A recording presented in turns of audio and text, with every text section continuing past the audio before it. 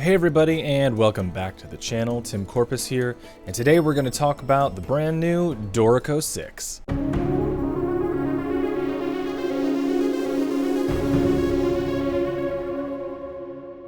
So if you haven't heard, there's a brand new Dorico out, and it came out very recently. Dorico 6. And there's some great articles, one from Scoring Notes and also ones from Steinberg, that detail all of the different things that are coming out with Dorico 6. But we're going to take a look at just a few things that I think are a really terrific upgrade from Dorico 5. Now, many of you have come to this channel because of your experience with Finale, and you probably made that move after, I think it was last year, maybe a little bit longer, when Finale announced that it was sunsetting. And I think we're getting close to that day. I don't know, we'll talk about that later. But for those of you who were new to Dorico in Dorico 5, this is hopefully a welcome upgrade for you, because there's some things that we had in Finale that have been integrated or updated with Dorico. Daniel Spreadbury was also recently on a podcast announcing all these changes, and he talked a lot about the future of Dorico, that there's a lot more to come, and that's very exciting. I'd say that's the best thing to know, is that continuous updates are going to happen. We're going to get more solves, more fixes. And of course, this is just the first part of Dorico 6. They'll probably have an update, some fixes to some bugs. So make sure you're on the forums and you let them know if you have any troubles with anything, because as a community, we're going to make this even better. But let's check out just a few things in Dorico 6 that I think are worth the update and the upgrade. Okay, so we're in Dorico, and the first thing I want to talk about is the new updates with the jump bar, which make it much easier to find things, because I get confused sometimes if an option is in the engraving library or is it in the layout options library. Now you can even use the jump bar to find different things that you need that you don't even know where the options are. So for example, something that can be confusing to me sometimes has to do with time signatures, what is in the engraving option and what is in the layout options. But let's say what you needed to do was switch to this show once per bracket or show above, and perhaps you thought that was in engraving. So we're going to go ahead and hit J, and this leads me to all sorts of options. Let's go ahead and put in time signature.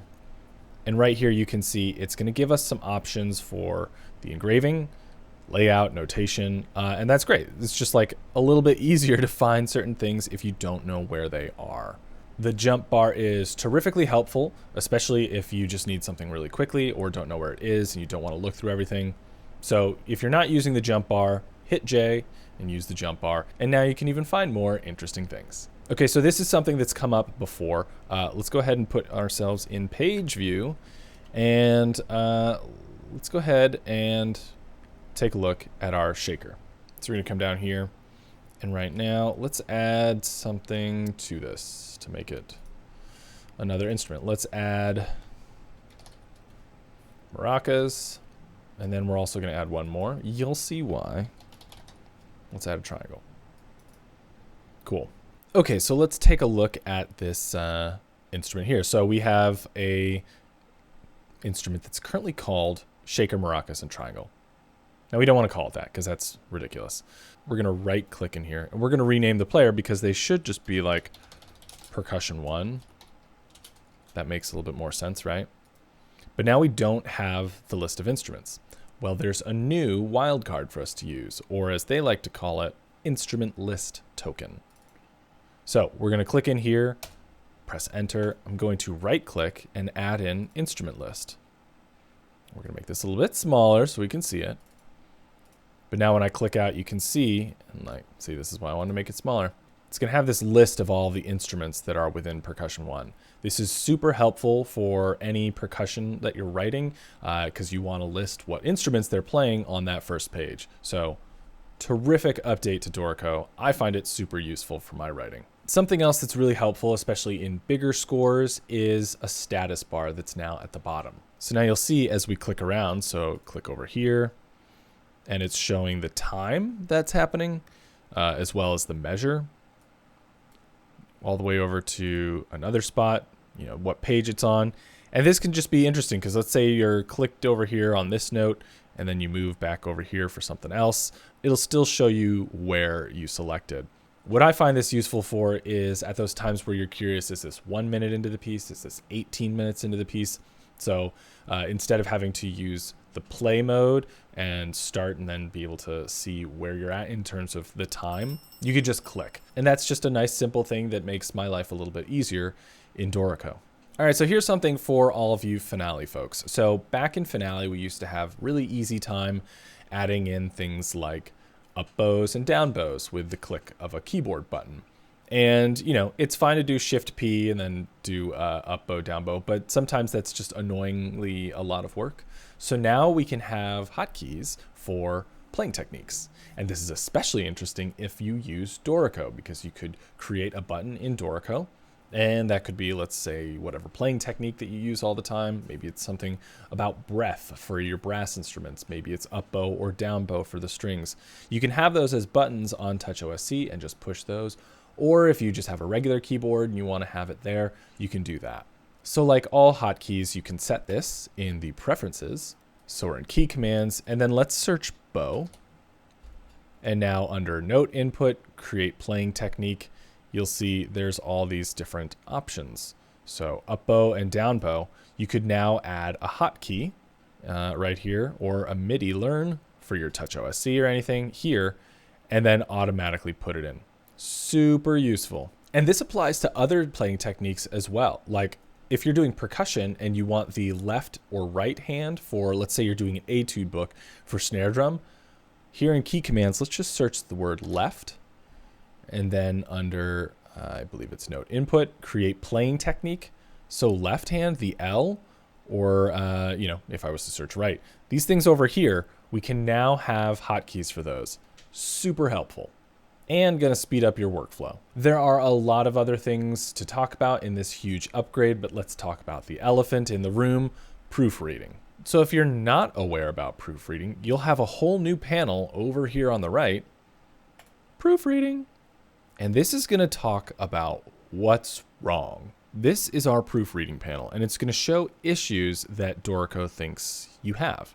And there are categories. So let's say you want to see a specific type of issue, like is there an extra clef? I actually ran into this issue with a piece where I had copied a part from one instrument to another, and I accidentally brought over a clef, and I did not know it.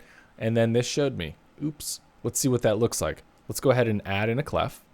Right here, we're going to do Shift C, and let's put in bass clef for our viola, because why the heck not? And then on this bar, we're going to click over here. We're going to add bass clef again. And then over here, we're going to add tenor, treble clef, right? All right, let's open up our panel. And highlighted here, we have in the viola, repeated bass clef that's happening right here. And it alerts us. When I click on this, it alerts us. This is where it's happening. And thank you, Dorico, you are correct. I do have an extra bass clef in my viola part. That's helpful to see. Let's try something different. Okay, let's go back to something more serious. Let's go into our alto clef. All right. We're going to add in, what's the lowest note of the viola? It's C, right? So let's add in a C. All right, not that one. We want that one. Much lower. And now we're going to play a chord. So let's go ahead and Shift I, and let's add a third. So you just saw this popped up. Multiple notes require the same string, right? So in the viola, our lowest note is a C. And so they can't play this dyad here. They can't play that because there's not another string to reach that. This is something that probably most composers would already know, but maybe you are, again, copying and pasting something from one instrument to another, or you're just working really quickly. Right here, it's going to alert us that there's an issue. Now, the Dorico folks have said this is not a save for everything. You still have a job to do as a composer to edit your music, but these are some simple alerts. And honestly, when you're spending 8 hours a day staring at a screen that's all black and white, or sometimes use the voice colors, it's so hard to see everything all the time. And mistakes happen. I'm often putting things to PDF and I find a mistake there. And then, of course, there's once in a while you get to print and then you see a mistake there. Things like the proofreading are another save, another catch for us composers, just in case we don't see something. Or in those instances where we're working really fast and we're just moving things around to get the project done, and then we'll get to those cleanups later, this is just a helpful list to have things for us to check for. So there's all sorts of things. Consider adding dynamic on first note. All right, so it says basically there's nothing telling this player what their dynamic level should be. And Dorico's right. We're missing a dynamic.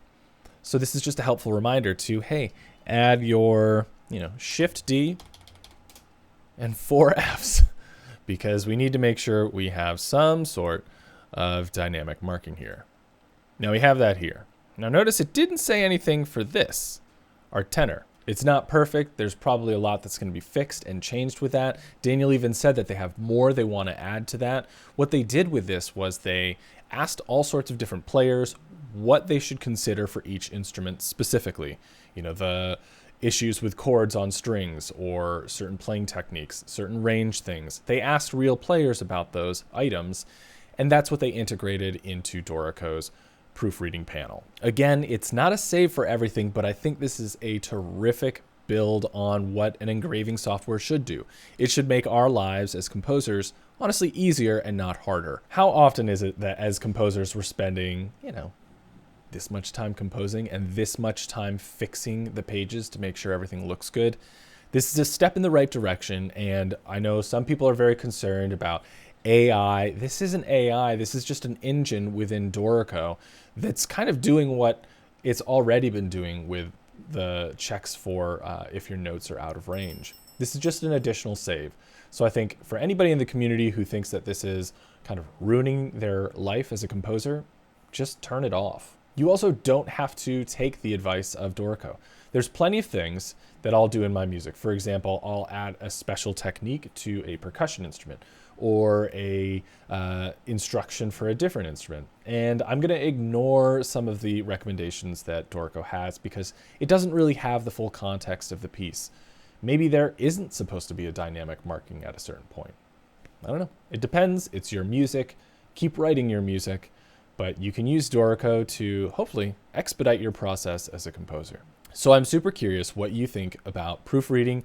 What do you think is good in Dorico 6, and what would you like to see in Dorico 6.1? I'm thrilled that the software continues to upgrade. If you know me and the channel, I use Reaper, and there's like an update every week. It's kind of obnoxious, but also extremely incredible because we're always getting these fixes. Now, if you're still relatively new to Dorico, check out the Dorico tutorial shorts. I've got all these about 1 minute long short tutorials that instruct you on how to do some kind of basic or technically difficult things in Dorico to make your life as a composer a little bit easier.